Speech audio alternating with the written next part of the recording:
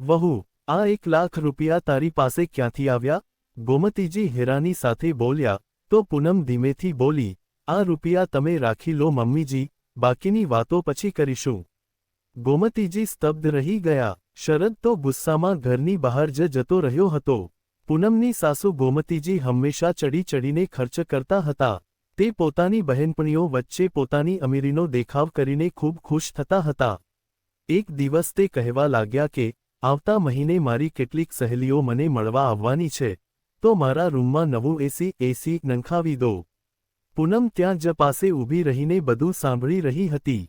સાસુની વાત પૂરી થતાં જ તેનો ચહેરો ઉતરી ગયો. તેને આ જરાય ગમ્યું નહીં કે ઘરની હાલત જાણતા હોવા છતાં પણ એસી બદલવાની વાત કરવામાં આવી રહી છે.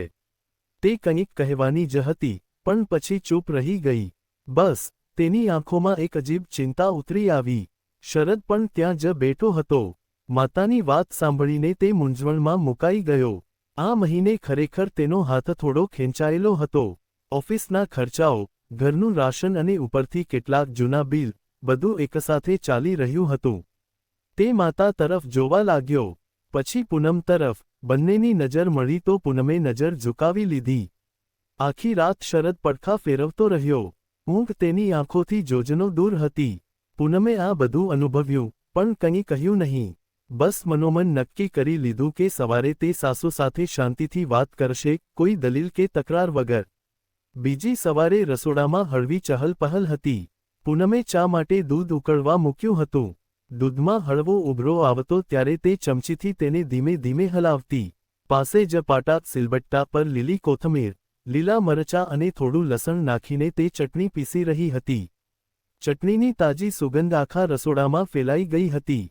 ઉકળતી ચામાં આદુની મહેક ભળતા જ વાતાવરણમાં એક પોતીકાપણું ભરાઈ ગયું હતું. એવું લાગતું હતું જાણે રસોડું પોતે બોલી રહ્યું હોય. તે જ સમયે ગોમતીજી ચા લેવા માટે રસોડામાં આવ્યા. પૂનમે મોકો જોઈને ધીમા સ્વરે કહ્યું, મમ્મીજી, એક વાત કહું? અત્યારે ઘરની હાલત થોડી સાચવીને ચાલવાની છે. શરદ પણ કાલથી પરેશાન છે. એસીનું કામ થોડું પછી કરીએ તો? તેની વાત પૂરી પણ નહોતી થઈ કે ગોમતીજીનો ચહેરો ગુસ્સાથી લાલચોળ થઈ ગયો. ગુસ્સામાં બોલ્યા, વહુ, તું તો ગરીબ પરિવારમાંથી આવી છે. તારા પિયરમાં તો વિચારી વિચારીને વસ્તુઓ ખરીદાતી હશે, પણ મારે મારી સહેલીઓ સામે મારી શાન બતાવવી છે.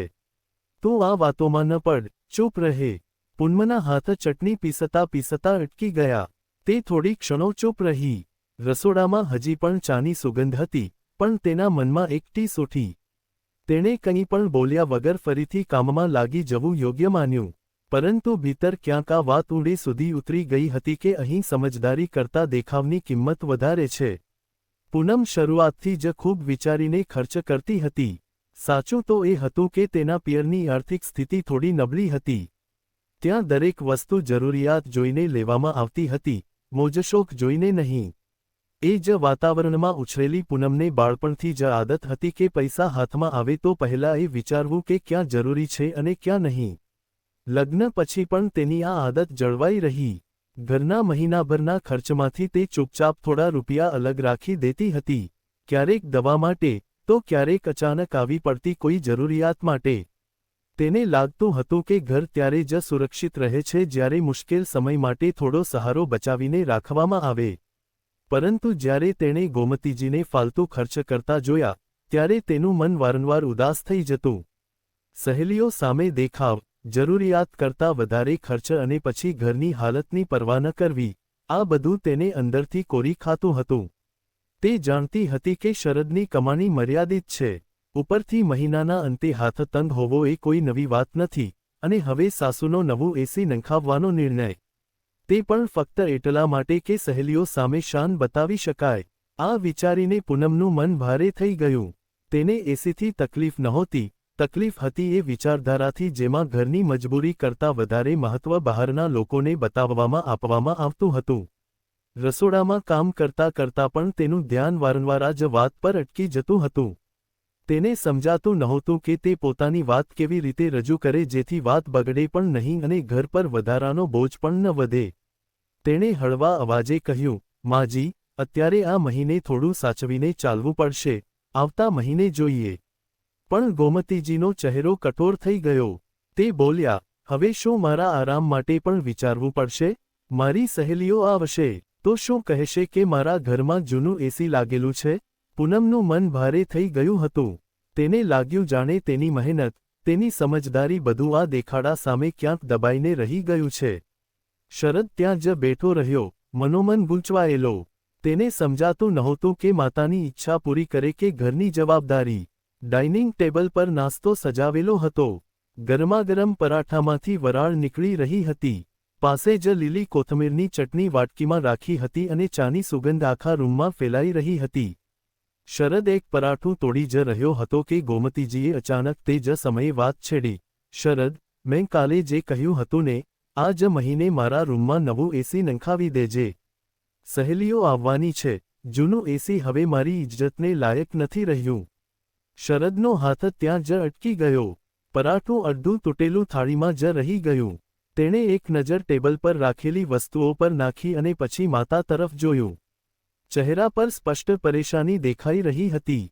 તે ધીમેથી બોલ્યો, અત્યારે મારી પાસે રૂપિયા નથી માં. તેણે સીધા અને શાંત અવાજમાં કહ્યું, આ મહિને હાથ ખૂબ જ તંગ છે. આટલું સાંભળતા જ ગોમતીજીનો ચહેરો ગુસ્સાથી લાલ થઈ ગયો. ચાનો કપ તેમણે જોરથી ટેબલ પર મૂકી દીધો અને ગુસ્સામાં બોલ્યા, તો જો તું એસી નહીં લગાવે તો શું મારા રૂમમાં એસી નહીં લાગે? શું હું આ ઘરમાં સુખ શાંતિથી રહેવાની હકદાર પણ નથી? પૂનમ ચૂપચાપ આ બધું જોઈ રહી હતી. તેના હાથ ધ્રુજી ગયા હતા, પણ તે કંઈ બોલી નહીં. શરદની આંખોમાં મૂંઝવણ સાફ દેખાતી હતી.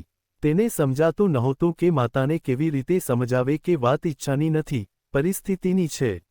નાસ્તાની પ્લેટ એમ જ પડી રહી હતી અને ટેબલ પર ફેલાયેલી ચા અને પરાઠાની સુગંધ વચ્ચે એક ભારે સન્નાટો છવાઈ ગયો હતો. ગોમતીજી ગુસ્સામાં કહેવા લાગ્યા, હું ઉધાર લઈને પણ એસી નંખાવીશ, પણ ચોક્કસ નંખાવીશ. આ સાંભળીને તે પરેશાન થઈ ગયો.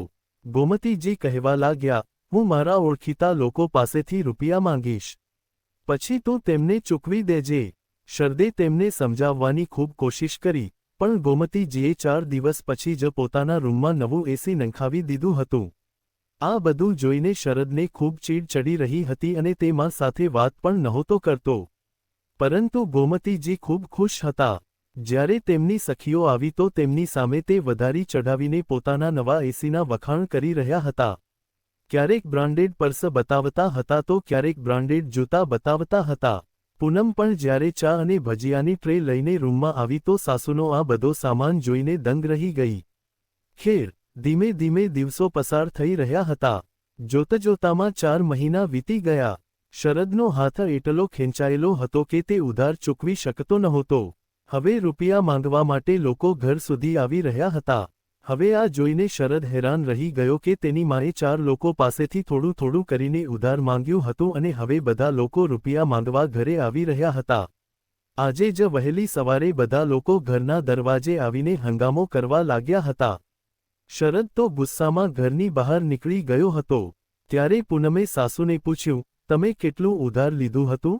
ત્યારે તેમણે અચકાતા કહ્યું, અલગ અલગ સમયે કુલ મળીને મેં 1 લાખ રૂપિયા ઉધાર લીધા હતા. આ સાંભળીને પૂનમ સ્તબ્ધ થઈ ગઈ. પણ પછી તેણે પોતાના બચાવેલા રૂપિયા ભેગા કર્યા અને બીજા દિવસે સાસુની હથેળીમાં રૂપિયા મૂકી દીધા અને કહ્યું, માજી, ભલે હું ગરીબ પરિવારમાંથી આવી છું, પણ હું કરકસરથી ઘર ચલાવતા જાણું છું અને રૂપિયા બચાવતા પણ જાણું છું.